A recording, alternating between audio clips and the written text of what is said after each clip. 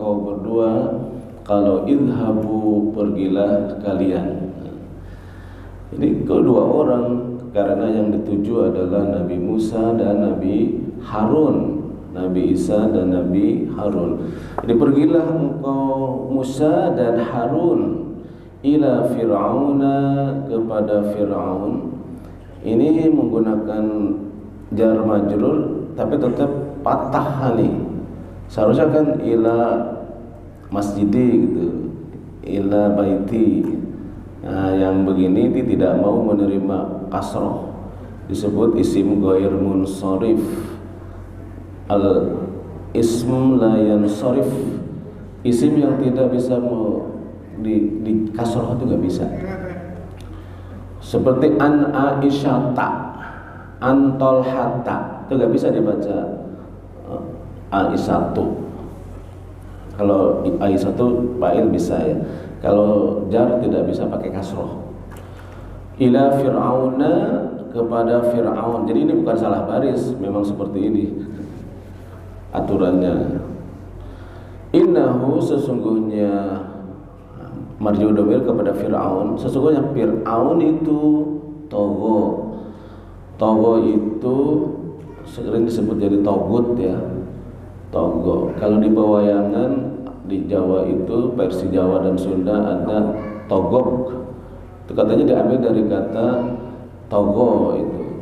Togo itu tiran, melampaui batas. Orang yang melampaui batas atau tiran itu adalah togo. Memaksakan sesuatu itu togo. Pergilah engkau Musa kepada Fir'aun, innahu, sesungguhnya dia itu togo, suka melampaui batas atau tiran, berbuat tiran. Dan kita tahu Fir'aun itu bukan nama asli. Nama aslinya kan Ramses ya Pak ya, Ramses. Kaidah di Quran ya Pak ya, kaidah di Quran itu kalau di Quran disebut namanya, nanti kedepannya tidak ada lagi yang seperti itu. Tapi kalau disebut dengan bukan namanya seperti Fir'auna, bakal ada orang yang sama seperti itu. Ke depan itu akan selalu ada orang seperti Fir'aun. Itu kalau tidak disebut nama asli. Kalau disebut nama asli malah enggak, sebaliknya. Itu berdasarkan namanya istiqra. Istiqra itu penalaran induktif. Jadi lihat ayat-ayat, oh ternyata kalau pakai nama mah kedepannya itu nggak ada yang seperti dia. Seperti Maryam disebut nama, nggak ada orang seperti Maryam lagi, nggak ada seperti Maryam. Tapi ketika disebut dengan istri Lut, istri, ada kan itu masal perumpamaan istri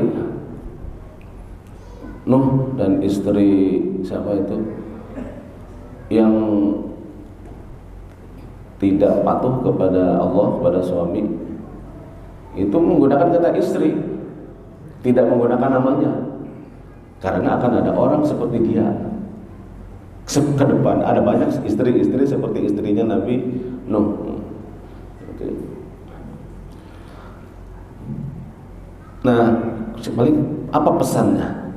Fakula sama dengan idhaba ya, domirnya huma. Fakula, berkatalah engkau kepada Fir'aun itu, lahu kepada Fir'aun itu.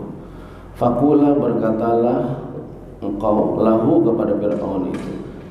Ini tidak bisa dibaca lahi meskipun ada huruf jar, karena ha itu termasuk mabni yang tidak bisa diubah. Memang seperti itu barisnya, dari mesti seperti itu. Ha domir namanya.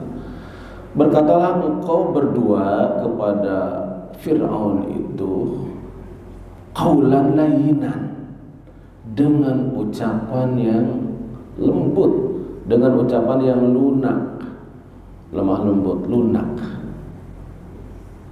Mestinya ini pelajaran berharga kepada kita. Sejahat-jahatnya orang di dunia ini adalah Fir'aun. Tapi toh meskipun kepada Fir'aun yang lebih jahat itu tidak boleh juga ngomong kasar itu. Nah, sekarang pemerintahan kita apakah sama dengan Fir'aun? Ya jauh lah, jauh kemana-mana. Berarti tidak ada hak, tidak ada kebolehan untuk berkata kasar sebetulnya. Kepada Fir'aun saja perintahnya supaya qaulan layyinan, itu maksudnya. Apalagi kepada pemerintah yang ada saat ini nggak bisa dipakai itu. Seperti itu, saya bukan istilahnya menjadi pro di situ, bukan nggak di situ persoalannya. Ini teks Quran seperti ini pelajaran berharga. Kepada Fir'aun saja dakwah itu tidak boleh keras kasar. Ada tesisnya. Segala sesuatu itu kalau diperlakukan dengan kasar itu akan menjadi terancam. Kalau sudah terancam maka akan menjadi sangat militan, sangat keras. Hatta hewan sekalipun, anak juga sama. Misalnya kalau terlampau keras itu merasa terancam, dan baliknya dia malah sebaliknya malah keras. Hewan itu, harimau kalau terancam maka menjadi liar, menjadi lebih jahat, menjadi lebih buas. Tapi kalau diperlakukan dengan lembut, sekelas harimau juga jadi lulut, jadi jinak. Burung-burung di Jawa Barat itu sering kali ditetepel, ditembak. Maka jarang yang burung jatuh ke bawah, pasti di atas, ketakutan, terancam. Tapi coba di negeri lain, burung-burung itu sampai menghampiri ke halaman rumah segala macam itu karena tidak pernah diganggu. Itu pola dakwah itu seperti itu. Kalau keras malah orang kabur. Seperti di pelajaran pertama di ayat ini nih, persis ini nyambung. Fabima rahmati minallah linta lahum. Dengan rahmat Allah lah engkau menjadi lembut. Walau kunta faddan ghalidul qalbi, seandainya engkau Muhammad berhati keras dan kasar, lan faddu min haulik, pasti mereka orang yang didakwahi itu bakal kabur dari sisimu. Sama pesan kepada Nabi Musa dan Harun, pergilah kepada Fir'aun. Idhaba, pergilah engkau ila Fir'aun, kepada Fir'aun. Innahu, sesungguhnya Fir'aun itu togho, pitiran. Tapi pesannya fakula, ucapkanlah engkau, oleh engkau berdua lahu kepada Fir'aun qaulan layyinan la'allahu yatadzakkaru aw yakhsha. Mudah-mudahan dia, la'allahu litarji sama dengan la'allakum tattaqun. La'allahu sama harapan, tarji itu harapan. Mudah-mudahan dia itu yatadzakkaru, ingat. Kenapa? Tentang kebaikan manusia sudah tahu semua sebetulnya. Cuman yang sering menjadikan dia jahat itu dia lalai. Maka dai itu mengingatkan sebetulnya. Tugas dai itu mengingatkan orang yang lalai. Pada dasarnya baik buruk itu orang udah paham sebetulnya. Cuman dai itu salah satunya adalah mengingatkan. Mudah-mudahan dengan ucapan yang lembut itu yang tadzakkaru, dia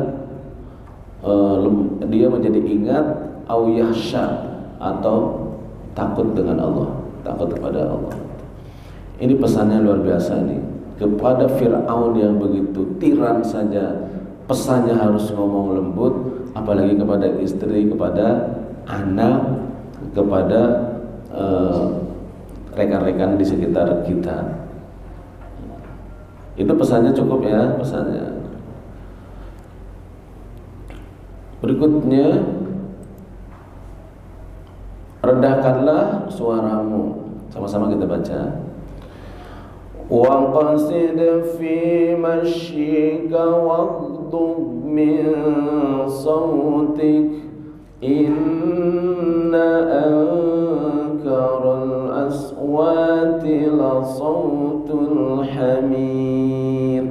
Sekali lagi, waqsid fi mashyika waghdud min sautik inna ankaral aswati la sautul hamir.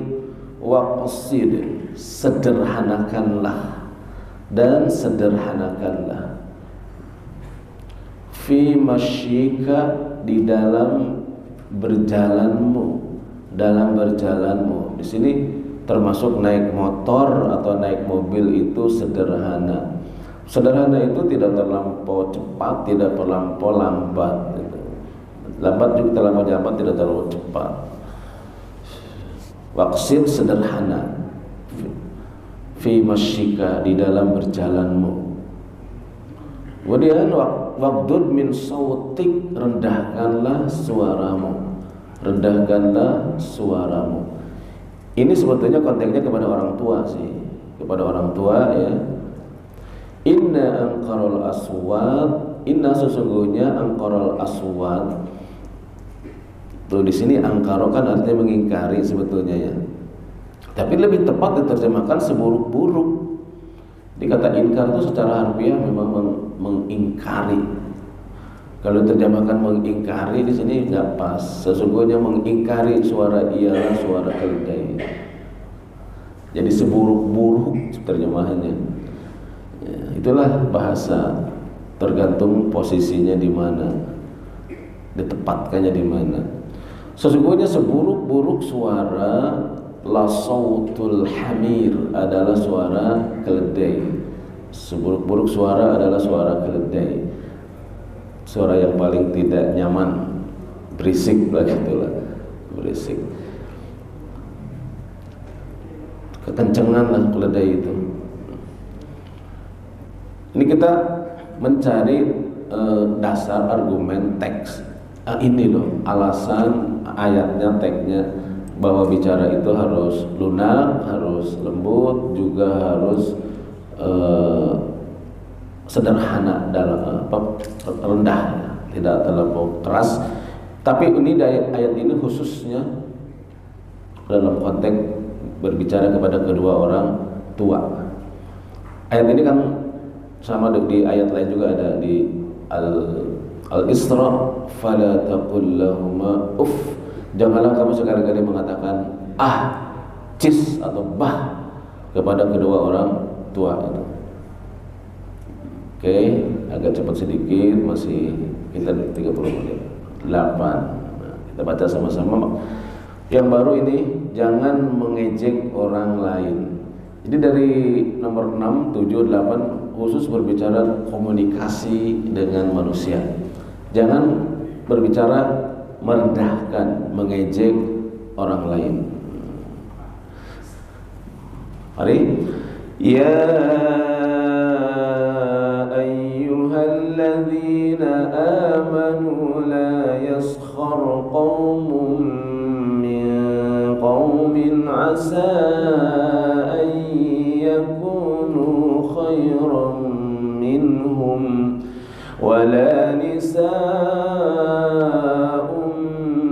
min nisa'in asa an yakunna khairan minhun wala talmizu anfusakum wala tanabazu bil alqab bi'sal ismul fusuq ba'dal iman wa man lam yatub fa ulaika humudz zalimun. Di sini ada pembacaan bi'sal ismu, tapi harus ditukar ke sini. Dibacanya bi'salismu. Bi'salismu.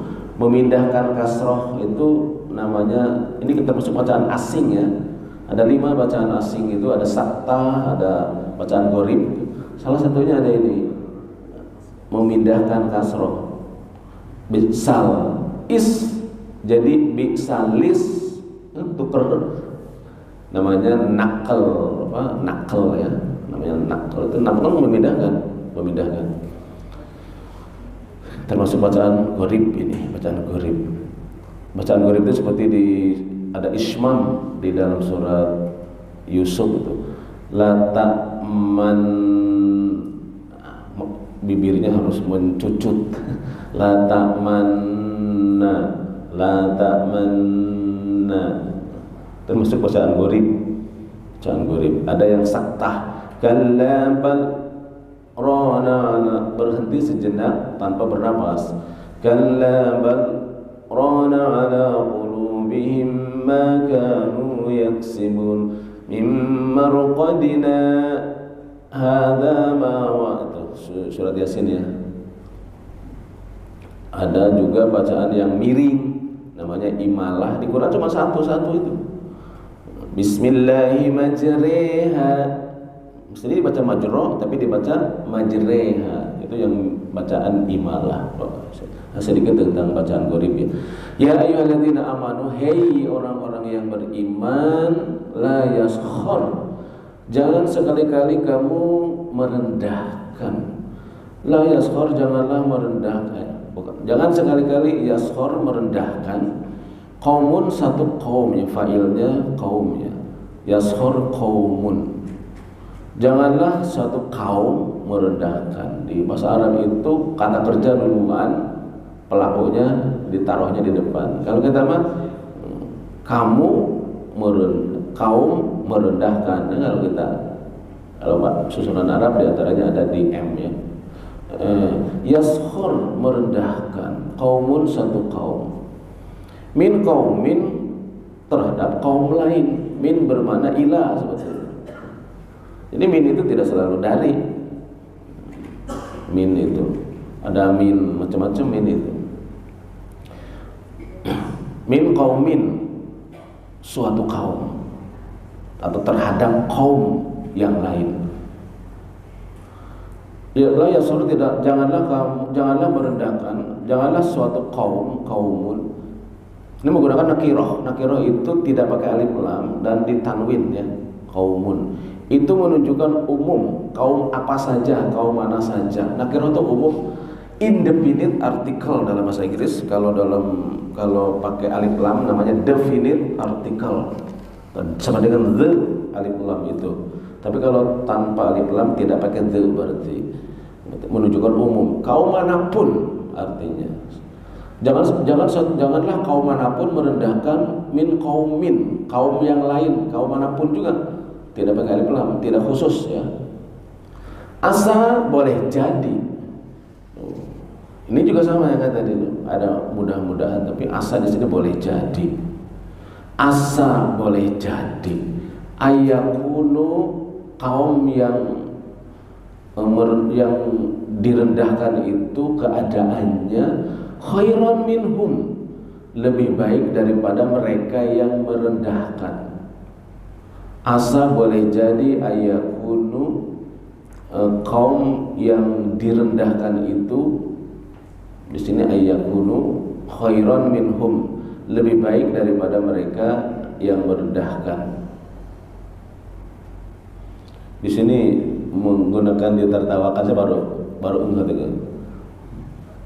Padahal baru ini ada terjemahnya ditertawakan, tapi ini benar boleh aja, yang penting maknanya sama ya. Ada lagi menggunakan kata mengolok-olok Pak, terjemahan, jadi jangan heran. Jadi kalau ketemu terjemahan di sini mah jangan mengolok-olok, ini terjemahannya. Ini jangan mentertawakan. Ya itu kan semakna aja, itu selera yang menerjemahkan tentang bahasa Indonesia. Karena perbedaan bahasa, kemampuan bahasa Indonesia yang berbeda. Kalau Hamka kan lain lagi, orang Minang. Asa boleh jadi janganlah satu kaum merendahkan kaum yang lain. Kenapa? Karena boleh jadi kaum yang diolok-olokkan lebih baik daripada yang mengolok-olokkan. Ini ada spesial perempuan, wala nisaun, dan janganlah perempuan juga mengolok-olokkan dan janganlah atau merendahkan. Jadi saya jadi ikut mengolok-olokkan. Zaman saya dulu sanawiyah, terjemahnya itu mengolok-olokkan Pak. Guru itu ingat guru saya, guru Al-Quran hadis, udah mengkaji ayat ini, maka pakai mengolok-olokkan dulu. Saya geli kok waktu itu, karena jarang mendengar kalimat itu. Janganlah perempuan merendahkan min nisa'in, kaum yang lain. Jadi meskipun tidak ada kata yashor di sini, sudah cukup. Karena disambung kata yashor itu dengan waw sambung, waw atof. Jadi sama dengan wala yashor, nisa pun sebetulnya. Nah, kata nisa tidak diperlukan lagi ditulis di sini, karena orang Arab udah pasti paham itu maksudnya. Di sini janganlah merendahkan, tetapi terjemahannya harus tetap ada. Janganlah perempuan merendahkan min nisa'in, perempuan lain. Asa boleh jadi ayakuna, perempuan yang diolok-olokkan itu keadaannya khairun minhunna, lebih baik daripada mereka kaum perempuan yang mengolok-olokkan, lebih baik daripada wanita-wanita yang mengolok-olokkan itu atau yang merendahkan itu. Di sini malah terjemahnya mentertawakan itu. Mentertawakan. Ya semakna lah dengan itu. Kemudian wala talmizu anfusakum, janganlah kalian anfusakum mencela. Wala talmizu, janganlah kalian mencela anfusakum, diri sendiri. Ini namanya kinayah, sindiran. Mana ada orang mencela diri sendiri kan? Tapi kalimatnya jangan mencela diri kamu sendiri. Ini dibahas oleh ahli tafsir itu panjang, agak mendalam. Nah, di antaranya 3 maksudnya. Jangan mencela diri sendiri maksudnya jangan mencela orang lain sebetulnya. Karena orang yang kita cela akan balik mencela kepada kita 2 kali lipat. Itu pertama. Kalau kita merendahkan orang, mencela orang, membuli orang, orang akan membalas kita 2 kali. Mungkin lebih. Itu sering sekali seperti itu. Itu pertama, jangan mencela orang, karena orang yang mencela akan balik mencela kepada diri sendiri. Artinya kan seperti menabuk air di dulang, akan terkena muka sendiri. Oke. Yang kedua, wala talmizu anfusakum, jangan mencela diri sendiri, itu maksudnya jangan mencela orang lain, karena orang lain itu bagian dari aku sendiri. Dia adalah manusia. Mencela orang lain adalah mencela manusia. Aku manusia, berarti aku juga sama terkena. Karena orang lain itu bagian dari diri sendiri. Sama dengan kembali ke diri sendiri juga. Apalagi orang tua mencela anaknya, anaknya mencela orang tua. Itu kan anak sendiri, itu bagaimana? Ya, tapi lah itulah kalau lagi marah, kadang kita nggak bisa kontrol kadang-kadang. Kenapa bisa mencela anak? Anak kan anak sendiri itu, istilahnya gitu. Yang kedua itu mananya. Yang ketiga, jangan mencela orang. Jangan mencela orang. Jadi semuanya tiga-tiganya jangan mencela orang, karena ketika kita mencela orang, maka kita menjadi tercela dengan sendirinya. Jadi semua kembali ke diri sendiri. Semua kembali kepada diri sendiri. Tindakan kita mencela orang itu menjadi otomatis kita tercela itu. Wah, serem itu. Sebenarnya kalau kita sampai ke sana pemahaman, mikir 2 kali itu mencela orang itu dengan pemahaman seperti ahli tafsir yang hebat ini. Jangan mencela orang karena akan mencela kita. Balik lagi, jangan mencela orang karena dia saudara kita, bagian dari kita. Balik ke kita lagi, jangan mencela orang karena tindakan itu akan membuat kita menjadi tercela dengan sendirinya. Wah, serem Pak.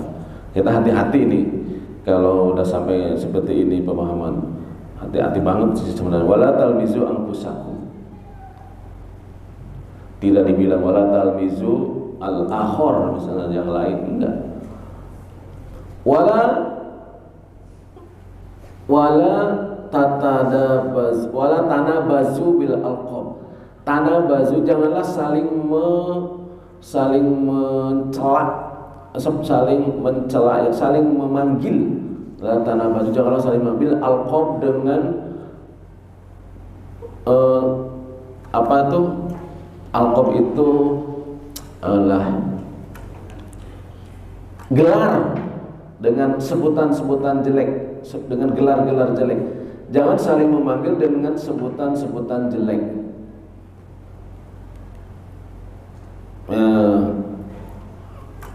Ini panjang, nanti kapan-kapan kita khusus. Ini ada teori komunikasi di sini yang diterapkan oleh ahli komunikasi. Tapi kita sekilas saja, gak usah. Ya.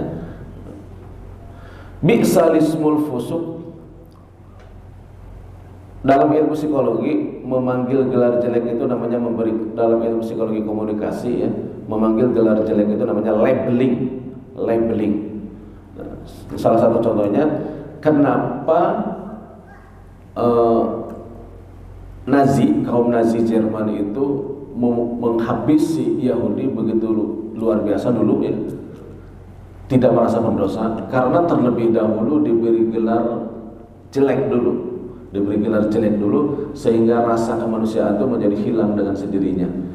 Diposisikan dulu sebagai hewan, sebagai binatang, sehingga dia jahat. Termasuk itu sekarang Yahudi kepada Palestina juga gitu. Berikan gelar jelek dulu sehingga tidak ada perasaan merasa bersalah membantai orang sekalipun.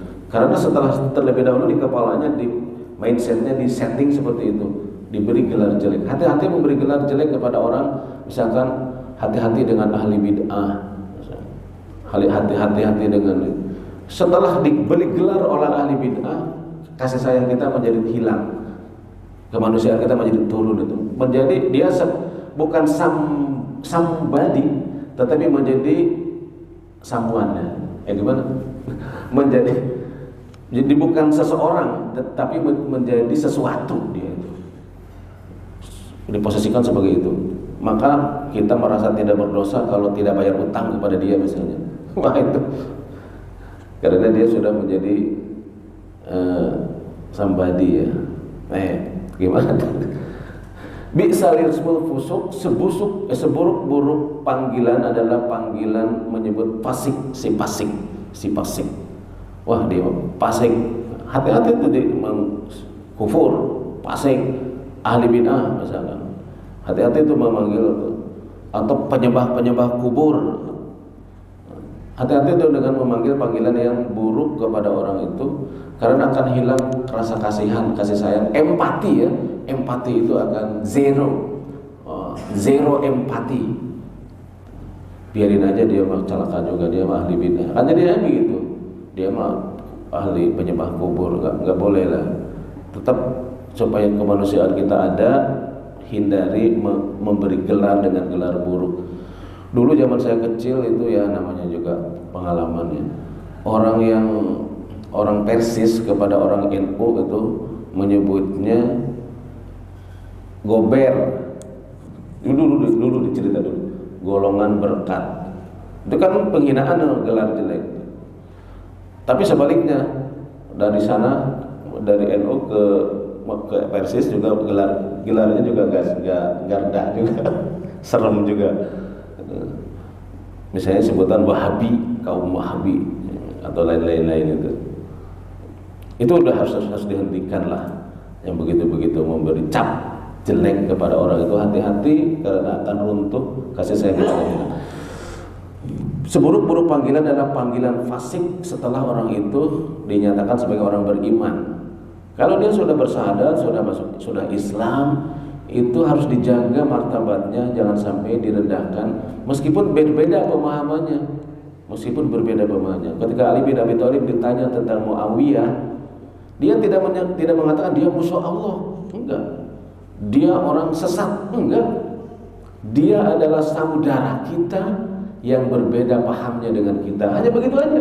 Disebut saudara kita yang pahamnya beda. Tidak disebut, wah dia mah musuh Allah, dia mah laknatullah, kaum sesat. Kecuali kalau pada yang non muslim, pada Yahudi yang jahat gitu, laknatullah memang itu seperti itu. Di Quran juga dilaknat sesuai dengan Quran. Wa man lam yatub, siapa yang tidak bertobat, faulaika, mereka itulah humudz zalimun, orang-orang yang dolim. Dolim itu melampaui batas. Dolim. Saya kira ini selesai hari ini. Jangan mengejek orang lain dan jangan memberi cap buruk kepada orang lain, jangan memberi gelar buruk kepada orang lain yang sudah dinyatakan berislam dan beriman. Demikian, subhanakallahumma wa bihamdik, asyhadu an la ilaha illa anta, astaghfiruka wa atubu ilaik. Wassalamualaikum warahmatullahi wabarakatuh.